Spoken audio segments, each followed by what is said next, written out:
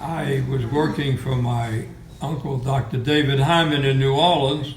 I went to him one time and I told him in January I will not work on Shabbos anymore. I won't work on Yontif anymore. So he said, well, how can you do that? You know, Saturday's the biggest day. Shalom Uvrach, and welcome to the weekly piece on the Parsha from Torah Giants on Chumash, written by Rabbi Zvi Kahn, the Rabbi Emeritus of Young Yisrael Rockaway. Sit back and enjoy.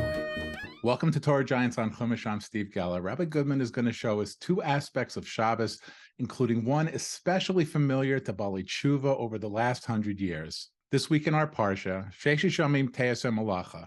On 6 days, work may be done, but on the seventh day will be a Shabbos of complete rest to Hashem. Whoever does work on it shall be put to death. The Maral Diskin notes two oddities about this pasuk. The first one, why was it necessary to mention the obvious idea that work may be done for 6 days? And two, why was the statement worded indirectly, work shall be done, rather than ta'avod, for 6 days do your work, as it's written on the Luchos? The Midrash Rabbah states that actually the building of the Mishkan was miraculously accomplished by the help of angels. When a worker would start a particular job, the angel would immediately assist him. The worker likely felt the help without actually seeing the angel. However, because of this assistance, workers might have imagined that they could continue their labor on Shabbos, because in Masechta Shabbos, Gimel Amud Aleph, if two do the work together on Shabbos, they're not punished. The rabbis later closed this loophole, but at this moment in our history, the rabbis' laws were not yet in effect. How interesting that this ruling of two people being able to do work on Shabbos applied at the time when our actual laws of Malacha on Shabbos came from the actual work in the Mishkan. The Maral Diskin solves this contradiction in a beautiful and brilliant way. The work still would have been forbidden even then, since the angels themselves rested on Shabbos, so any worker would have actually been doing the work on his own. We can now understand the meaning of the terminology used in the pasuk.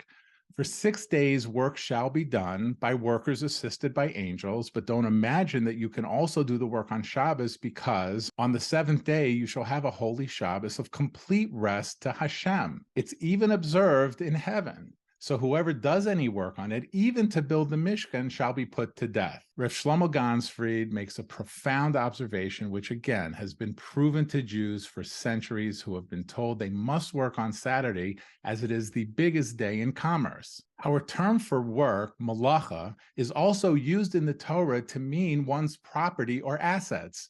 In Shmos 22:10, he must swear that he did not put his hand on bimleches reyehu, on his friend's property or assets. We now have a fantastic new translation of the fourth of the 10 commandments. On 6 days you shall produce assets, but on the seventh day you shall have a holy Shabbos of complete rest to Hashem. Don't be fooled to think about working on Shabbos, for work on Shabbos will in fact not produce any assets. It will go towards medical bills, car repairs, sudden catastrophic losses. We've all heard stories about people over the last 100 years who had to take a new job on Sunday only to quit on Friday because their bosses wouldn't let them miss Shabbos and keep their job.